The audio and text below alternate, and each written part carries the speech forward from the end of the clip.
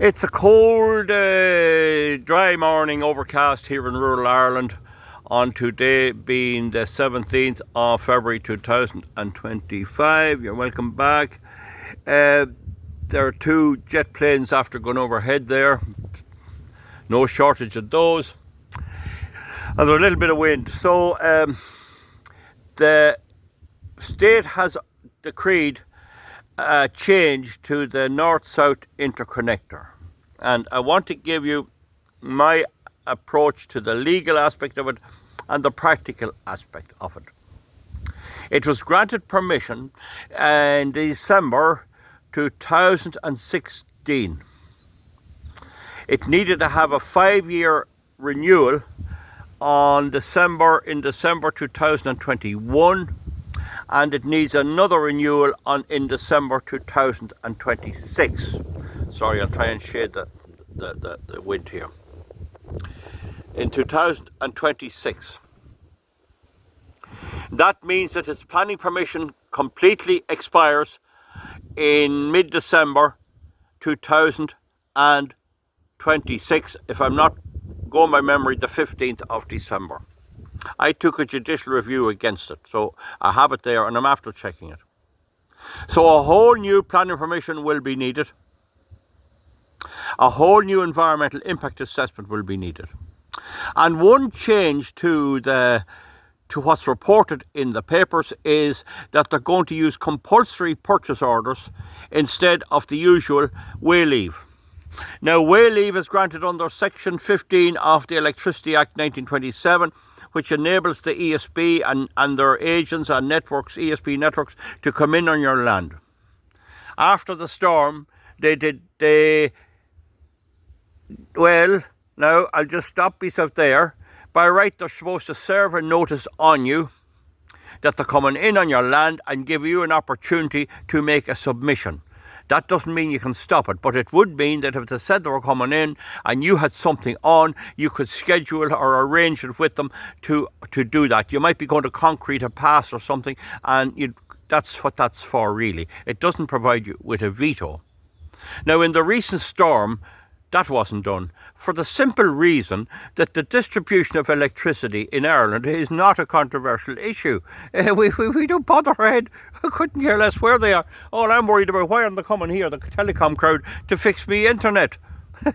You see, so it's not an issue, and the ESB would be wrong to go serving notices on people that's totally ignored. That's when you have government in line and in sync with the public mood. You don't have to be too official. You just get on with it. But when it comes to the pylons, North-South Interconnector, they're not wanted at all. Now, one of the things the windstorm showed us is that underground works. If anything that was underground wasn't affected. And we never saw a proper undergrounding programme as an alternative.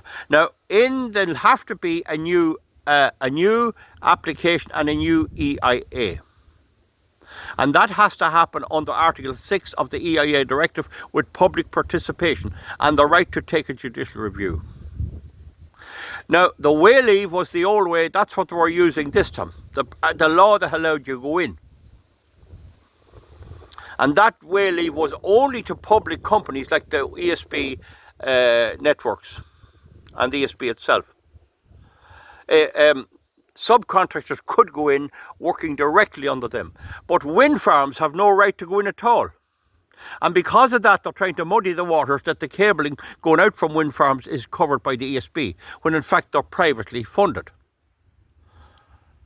So there was case law and a case taken by North-East Pylon Pressure Group and myself, and Judge Max Barrett ruled that Board Planola had no decision to make, even though there was oral hearings and all, that was all unnecessary, that they could just put them up without planning permission at all, is essentially what he said in the case of my case.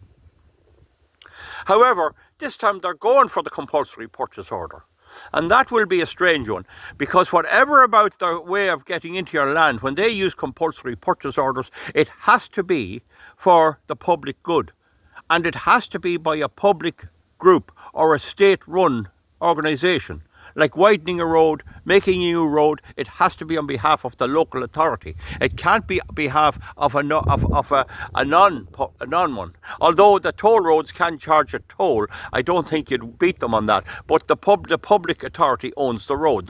The county council or whoever it is owns the road. So now why are they going for this compulsory purchase order? This will take the land away. Up to now, once they got the pylons up, all they had was the right to come in. They had the right to put their pylons up. But you could farm the land and have the road in and everything. Now they're going to go for compulsory purchase, and I would guess this is to give them roads and routes in to build the pylons. So there'd be a good lot of illegal issues around that we'll take a look at. Now, there was a recent case lately, the Friends of the Irish Environment, in which the European Court of Justice ruled that the government was entitled to set money aside in budgets, etc., for projects. But where the grey area kicks in, and which I think it is the case, is that once they go to build a project, once they go to build a part of a project or a part of a planner program, which this connector is, they have to do the strategic environmental assessment under EU Directive 201/42/EC.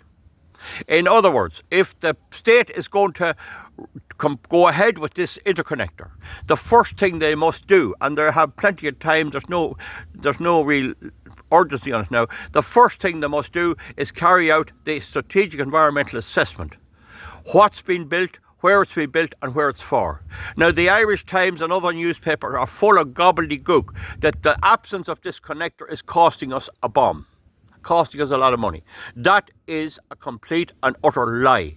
We see from my videos, and I think you all know by now, wind energy is a useless item. The more of it you build, the more other fossil fuel energy you need. We see that they're all broke. They're not able to break even. They're all being carried as charities in their accounts. We see that the big companies like the big company like Ørsted and all these other companies are going wallop. We see Greencoat Renewables, the share price is 80 cents. And I've made before the point here, we don't know where they're getting the money to continue. I think there's a scam somewhere, or some secret fund backing them up, just like in America you had the USAID. In any event, we'll see, will they do an SCA? If they do, I'll be on straight away and we'll be partaking and I'll be helping with that. My understanding is they won't. They'll try a new EIA, Environmental Impact Assessment, Environmental Impacts, EIAR, Environmental Impact Assessment Report, whereas the SEA is an SEA, Strategic Environmental Assessment. It's for the overall planner program for energy, or for the distribution of energy as a modification. And that's needed under Article 3.2 of the SEA Directive. You can read it yourself. Article 3.2, that's needed as a prerequisite for the EIA that's to come. Darragh O'Brien, the minister, who's for the government, which the people returned them to power, rightly or wrongly, whether people here like it or not, he is the minister. And he's an idiot, of course, naturally enough. But the thing is, he's probably going to try to amend the Planning and Development Act to deal with that. But how they're going to manage to deal with the new planning permission, they're going to have to go through the whole rigmarole again. And may I say, my opposition, in a small way, has done no harm. It has helped to string this out.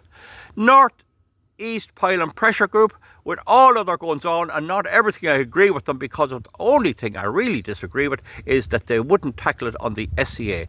I tried to do it, and if I had to have the money they had, we'd have brought it all the way to the European Court of Justice. But they did kick up plenty, and they had meetings and all the rest.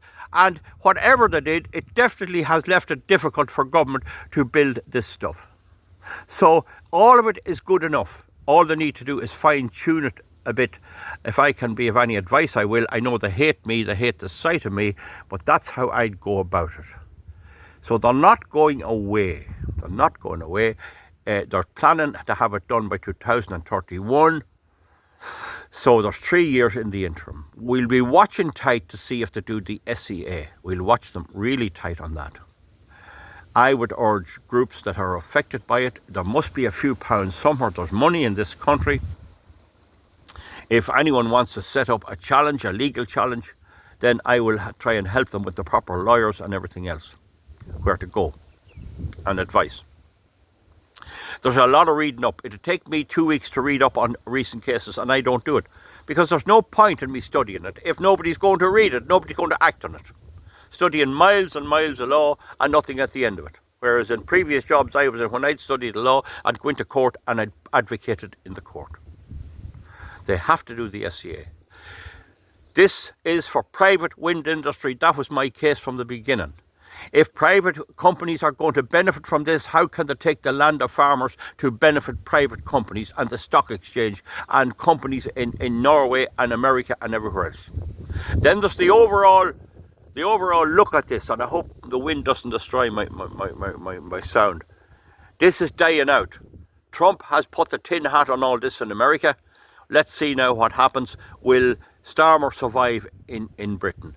I'd say at the best there's 2 years left in him, and you could see some changes to the Conservatives all over Europe. You won't see it in Ireland. You could see it in Britain. So the problem they're going to have is when they build the North-South Interconnector, is it 300 million or something, whatever they've spent on it, they're still going to have trouble getting anyone to build windmills. Who's going to build it? Who's going to build them? Because they're stone broke and will always be stone broke. And those who've already invested have lost 20% on the investment. That's before inflation. So that's just what I'm saying to you. The compulsory purchase order was beaten down in Intel in Kildare. It was beaten by a farmer because they can't take your land except for a public good. And this is for the good of windmills. Second point is, as they build all this junk around the place and pour steel and concrete into the land, it's the opposite. It's more energy we need. As we built windmills, we have more data centres. We're importing far more fossil fuel now than we were before they ever thought of any of this. 56 lorry loads of ordinary agricultural diesel is burnt every day in Ireland to keep the lights on. Comment underneath. It's just a bit of news I'm bringing to you about it. They're not gone away, and it's overhead. No thoughts of undergrounding. Now, undergrounding needs to be understood. I don't think any of the groups understand it. The only feasible way to underground is a corridor, like precast concrete corridors, where you can walk up and down, and you string your 3 wires from the side, and you string your communication cables and other electricity cables also along the inside, and people can walk in and out to it. Anywhere that's above the level of the local water supply, the local rivers and wells, is safe enough. That could be done. And don't forget, you save the cost of the pylons overhead. You can take it down. You can put all your stuff inside. You just turn it off and people can run up and fix whatever's needed. And in this climate, in weather like this, you wouldn't need cooling most of the time. Okay, folks, that's the story. Comment underneath, I should see fit. They're back again. They're not going away, but they're idiots. We're dealing with a crowd of idiots. But the only way I know to deal with idiots is to law them, to use the law. I don't know any other way. But of course, it's also said, and this has to be said for people who don't understand, the word on the street is the farmers will take the billhooks out, and that's the trouble. You're into violence. And that's what a lot of people are saying. They're not going to have this. So that's another problem that they have to face. Another problem. And then, of course, my neighbours, people around, all over, you all voted Fianna Fáil, Fine Gael and Sinn Féin, and you did that. You sentenced a small number of people to the misery of this. A lot of the pile-on people voted for me in the election. I got a good lot of votes. A lot of them did vote for me, but there just wasn't enough, because it just came into a small part of County Cavan and Monaghan. And some of them didn't vote for me, even though the pylons are going right over their houses, mainly away out in Castleblaney and all out there. That's the way it is. Okay, we'll see you back for something else. Comment underneath and just bringing you up to date on that event. Thank you.